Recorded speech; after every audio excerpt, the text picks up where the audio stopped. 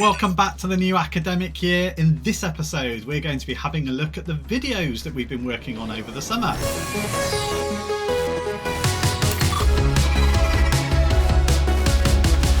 Welcome to another Craig and Dave Unscripted for computer science students. This is your August update. If you're a computer science teacher, then head over to our website, craiganddave.org. You'll find tools, resources, training, and a lot more, including our awesome ever-growing community of computer science teachers in our Facebook group called Mission Control.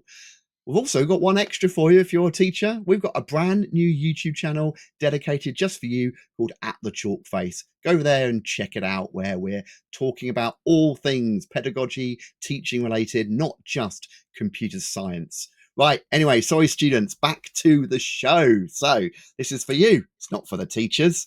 So we did allow ourselves some time off over the summer. Yeah, we may look like a bunch of middle-aged white blokes who have no life, and that might largely be true, but we did give ourselves some downtime. We both had a nice holiday, we've had a break, but we've still been busy working away behind the scenes. Here is our student stream. Now, you may visit this via YouTube. It's exactly the same. So whether you get to this via youtube.com/Craig and Dave or links your teachers are given to you, or whether you get them straight from our website, it's the same content. You'll know that we do subject specific videos that follow the specification bullet point for bullet point, and we provide that for all the GCSE and A-level exam boards shown there. So the two really big updates to make you aware of in terms of changes for the start of the new academic year, and they come from the two AQA courses. So AQA A-level, we've been remastering those videos over the last year. It has taken a while. There's 185 of them. It's our biggest course, but they are all done. So year 13s, apologies that they were being replaced slowly as they were going through year 12, but they are all done for you now. And year 12s, if you're starting from scratch, you won't even know the pain of the old videos. Speak to year 13s, they'll remember some of them. So all the A-level has been fully updated. The other update, again, that's worth noting is for the GCSE students on AQA. The exam board for AQA made some slight tweaks to their specification, which are relevant to year 10s and not year 11. So this is important. If you're a current year 11 on the AQA GCSE, you will be following what is the specification you started last year.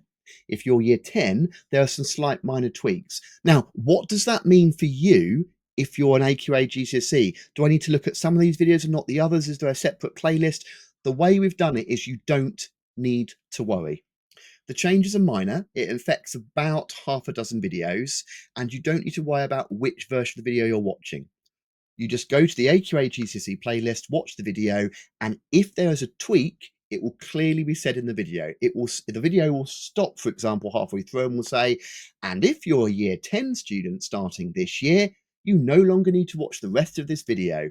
But if you're a year 11, I'm afraid you're on the old spec and you will need to know this content. So it's clearly highlighted, but you don't need to worry about which video version to click on, which playlist. We've kept it nice and simple for you. All the other courses are unaltered, other than the fact that we continue to roll out corrections that you find, and we do get corrections from students, not just teachers.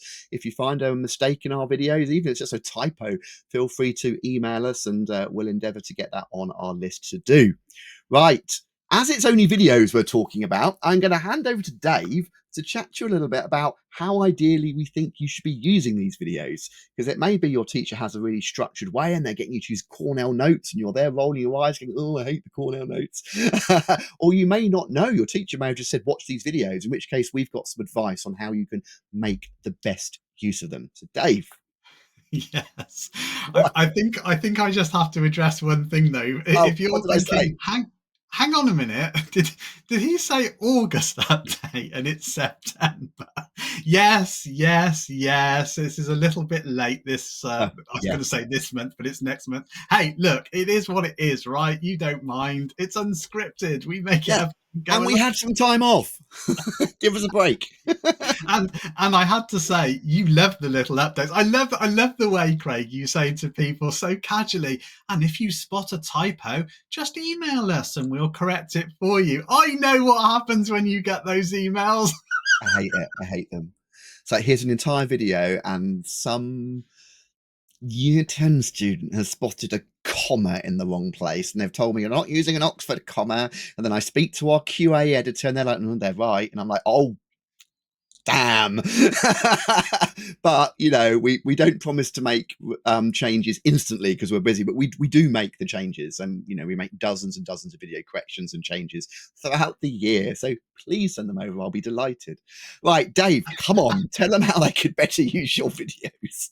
Yes, I couldn't resist. I couldn't resist. No, thank you. Right. Okay. So if you're watching our videos, and this applies to all the GCSE videos, okay, regardless of the course, what you'll notice on some of the slides is that there is a take notes icon in the top left-hand corner. It's this blue paper and pencil icon, usually at the end of the video. Sometimes it's in the middle of the video. Sometimes there's more than one slide with it on. It kind of really depends on what the topic is and how much it is there is that you need to know. But the point of this is that when you see that icon, we would encourage you to pause the video at that point and write down in an exercise book everything that you see on screen. This effectively is the critical information. These are the notes that you need for activities in lessons, possibly revision, depending on how your teacher's using this videos. You may find these more or less useful in your lessons, I don't know. But the important thing is that this is what you actually needed to know from the video, okay? This is the essential knowledge. And if you learn and memorize all this stuff for your exams, you'll do quite well, okay? This is the essential knowledge. But it's a little bit passive for you just to be writing this down into an exercise book. What we recommend that you do is actually, having written it all down, reread it. Reading is a valuable skill, okay? Reread it and try and absorb it. And then crucially, turn what you have written into a small set of questions. So for example, if it says the purpose of the CPU is to fetch, decode, and execute, you can turn that into a question. What is the purpose of the CPU? And that will be very, very similar to exam questions that you might get on that topic. There are 2 bullet points, for example, on what happens in the fetch phase. So you might turn that into a question. What 2 things happen in the fetch phase of the fetch, decode, execute cycle? And again, those are 2 things that would be really valuable for you to know to be successful in exams. Having turned them into a small set of questions, and you don't need to repeat every single line from the notes, just be selective. Be even more selective. Can you identify 8, up to 8, could be fewer, but up to 8 key terms in what you've just written down in the notes? So for example, you might identify fetch, decode, execute, instructions, process, those kinds of things. And if you're able to then define, perhaps in a single sentence, what that actually means, then you're in a really good place. So what does it mean for a computer to be decoding an instruction? You know, what does that actually mean? What is an instruction? Okay, challenge yourself to think in those ways, and then you'll turn a video, which is a very passive way of learning, into something very active, where you've recorded the notes, you've turned them into questions, you've identified 8 key terms, and you've challenged yourself to again answer those questions and define what up to 8 key terms are from that video. If you do that, you're going to be really, really successful. So that's how to use our videos at GCSE. Oh, but Dave, I used to be a GCSE student, and I'm in year 12. Where's the take notes icon gone? We get this a lot. Even my A-level students, I remember it. Why is the take note icon gone? Why? I don't. Oh, what do I have to take notes on now? You've made it so much harder. There's a very, very good reason the takes note icon is not there in the A-level videos. And Dave, You've got Yeah. 60 Well, to 90 seconds at most to tell them. Oh no, can't do that. This is Go on. Dave. You know that. You've spent 2 years Yeah. learning how we've taken a topic and distilled it down into a set of notes that are 1 or 2 pages long. You've seen that in lots of videos that we've done for you. When you get to A level, you have an idea of what we're looking for, what a concise set of notes looks like. And you've still got the material in the videos to do that from, but we've taken away that take notes icon, and you have to look at the text that's on each slide. And perhaps we can share a slide here, Craig. Yeah, sure. You've got to take the text that's on the slide, and here you can see it's on the right hand side here, explaining what happens in the decode unit, and think about what are the most important points from those bullet points that I would record as notes, because note taking is a skill in itself. And so here we might think about the decode unit preparing the execution of the instruction, looking up the operation code in a table so the CPU knows what to do. The decode unit is specific to the architecture of the processor. Those are the critical things to get from these bullet points that we're seeing on the screen at the moment. And it's a skill for you to learn to be able to do that. You've seen how we do it at GCSE. Now challenge yourself to have a go at doing that at A level, because most of you from A level are going to go in one of 3 directions. You're either going to go to university, and if you do, you're going to be sat in a lecture hall with someone talking at you, providing you handouts and reading material and things like that.